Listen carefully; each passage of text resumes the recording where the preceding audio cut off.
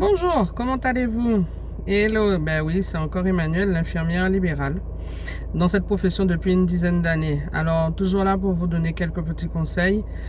Alors, je circule dans la rue et je vois beaucoup de choses et ça me dérange. Donc, ça m'interpelle énormément et c'est pour ça que je viens vers vous, pour vous informer un petit peu et pour vous éduquer sur ce qu'il n'est pas à faire.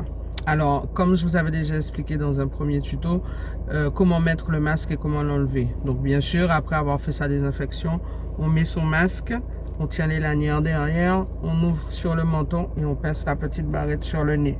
Ok? Ça, c'est toujours d'actualité et on n'y touche plus. Alors, messieurs et dames, ça est qu'à déranger moi dans son cas, voilà.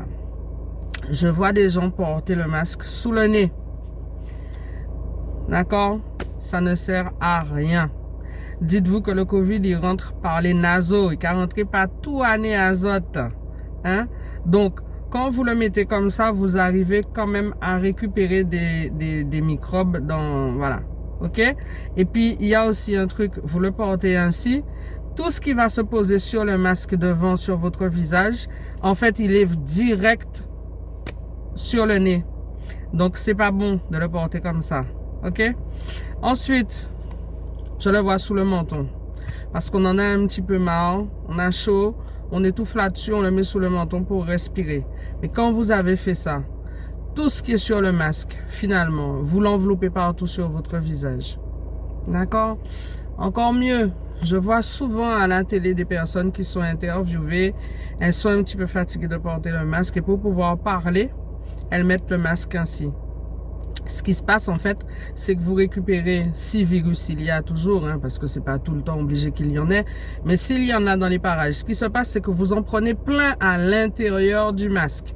Et puis quand vous avez fini de parler, que vous avez fini de faire votre interview ou qu'on a, voilà, peu importe les circonstances, vous reprenez ce même masque et vous le mettez sur le visage.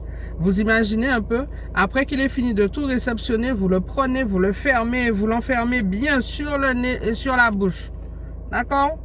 Donc, ce sont vraiment des gestes à ne pas faire. Le masque, quand vous l'avez mis, laissez-le sur votre visage. C'est votre cape de héros. C'est votre survie. On peut parler avec, on peut respirer avec. C'est vrai que c'est pas évident, c'est vrai que c'est difficile à supporter. Même moi, en tant que soignante, je suis habituée. Je le porte depuis à 6 heures du matin, à 10 heures. Si j'en ai besoin, je change. Je remets un autre et dans l'après-midi, je travaille et je suis avec. Je suis pratiquement masquée toute la journée.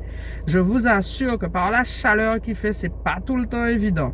Mais quand on sait que les risques qu'on prend en le manipulant et en l'infectant, et en le mettant sur nous, et en étant sûr d'avoir fait les bons gestes, je vous assure qu'on réfléchit à 5 fois, 10 fois, 20 fois ce qu'on fait en manipulant le masque.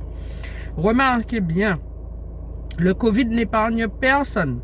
Je suis en train aujourd'hui de vous donner des conseils par rapport à ce que j'ai appris et par rapport à ce qu'on nous enseigne toujours en ce moment en formation avec le CLIN, les docteurs d'hygiène et tous les spécialistes qui font des recherches et qui continuent à faire des recherches sur cette maladie.